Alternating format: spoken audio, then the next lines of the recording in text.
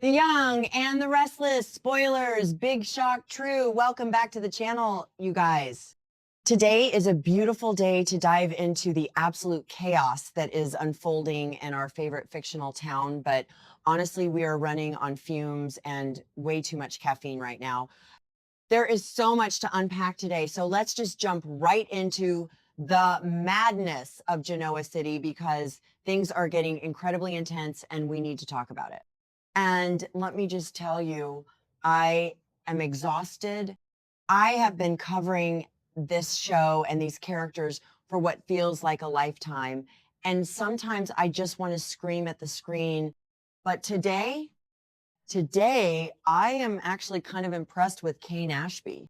I know. Kane is usually the guy making the worst possible decisions and getting himself into the messiest situations. But according to the latest spoilers for The Young and the Restless, Kane only needed to take one single look at Matt Clark to know that something was deeply, deeply wrong. He just knew. He just knew. So let's set the scene for a second because it is just wild. Kane is hanging out at Chancellor Park. It is a beautiful day. The sun is shining. Everything looks perfectly normal. But then he sees Adam Newman and Victoria Newman, and they are acting so shady. I mean, Adam and Victoria are always plotting something, but this was different. They were having a meeting with some random stranger, and Matt Clark, why on earth would they want Matt tagging along? What is the logic there? We already know Victor has Matt living at the Newman Ranch, which is a whole other level of sick and twisted considering what Matt did to Sharon. But why parade him around town with the top Newman executives? Kane's eyes just narrowed. You could literally see the gears turning in his head. Kane might be a lot of things, but he is not stupid when it comes to reading a room. He saw the way Matt was standing there, the way Adam and Victoria were acting, and he immediately felt that familiar chill. But then it gets weirder. It gets so much weirder. Matt actually approaches Kane. He walks right up to him, acting all casual, and asks Kane for his phone number. He says he wants to meet up and chat. And where does Matt suggest they meet? Crimson Lights? I literally gasped when I read that part. Crimson Lights? Of all the coffee shops in all the towns in all the world, he wants to go there. You guys know the history.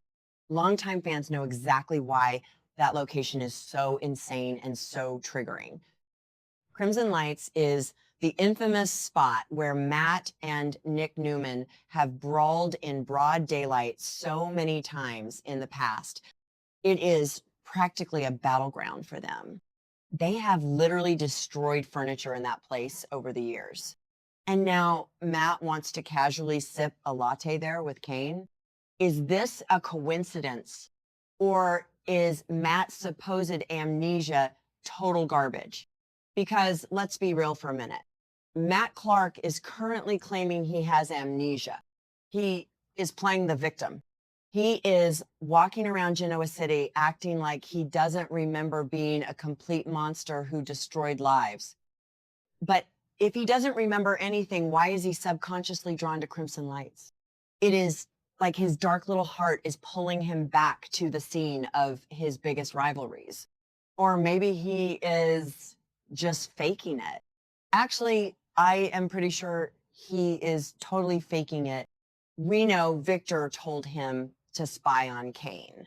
That is exactly why he is getting Kane's number. Victor is using a dangerous predator to do his corporate dirty work. What is Victor thinking? Who actually believes this is going to end well? Let's zoom out for a second. We have to talk about the history here because it is so important to understand why this is all so messed up. We have to go all the way back to 1994. That was the year Sharon Collins was first introduced to the audience. And yes, Sharon Case became the third actress to play the iconic role that year, and she absolutely cemented her place in Y&R history. She is Sharon. Nobody else could ever play her. But back then, Matt Clark was her boyfriend. And back then, Matt was played by Eddie Cibrian. The original Matt, he was charming, he was handsome, and he was pure evil underneath it all. The storyline that followed was one of the most memorable and honestly one of the most traumatizing in the long history of daytime television, because the truth eventually came out about what Matt did. He brutally, viciously assaulted Sharon. It was a horrific attack that changed the entire fabric of the show forever. It wasn't just a dramatic plot point. It was a defining moment for an entire generation of characters. And that is exactly when Nick Newman stepped up.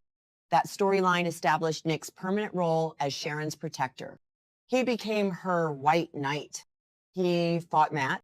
He went to absolute war for her. That trauma bonded Nick and Sharon in a way that defined the Schick legacy for decades. Nick's entire identity as the good guy of the Newman family was basically forged in the fires of his hatred for Matt Clark. And now Matt is back in town. The modern era of Matt Clark is so weird and unsettling. The threat of him reverting to his, dark instincts is just hiding behind every single moment of his so-called search for redemption. He claims he has temporary amnesia, but we, the viewers, see the truth. We see his mind replaying those horrific moments he inflicted on the Newman family. The writers are giving us these little flashes of his memories, proving that the monster is still in there, just waiting to get out.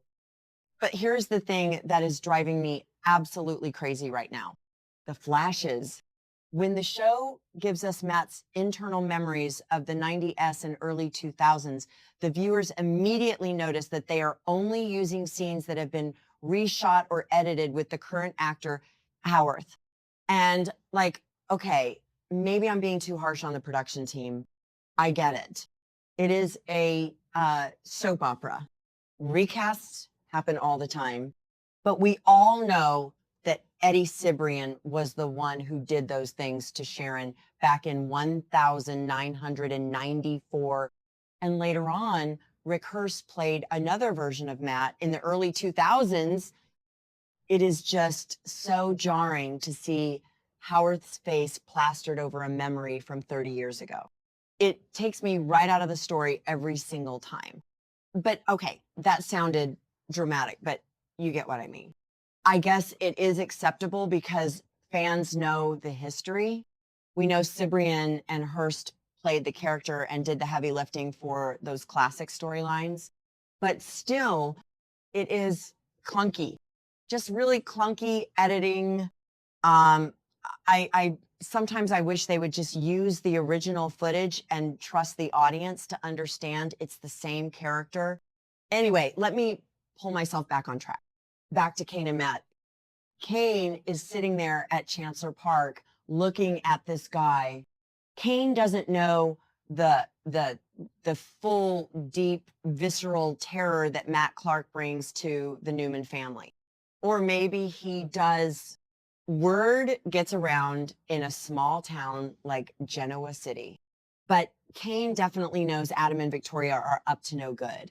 He knows Victor is pulling the strings from the ranch. And can we just talk about Victor for a second? Victor moved Matt Clark onto the Newman Ranch, the very same ranch where Sharon lives nearby, the very same property. He brought her abuser into her safe space just so he could use him as a pawn to spy on Kane Ashby. It is disgusting. It makes my blood boil. Sometimes I wonder why anyone in this town still speaks to Victor Newman.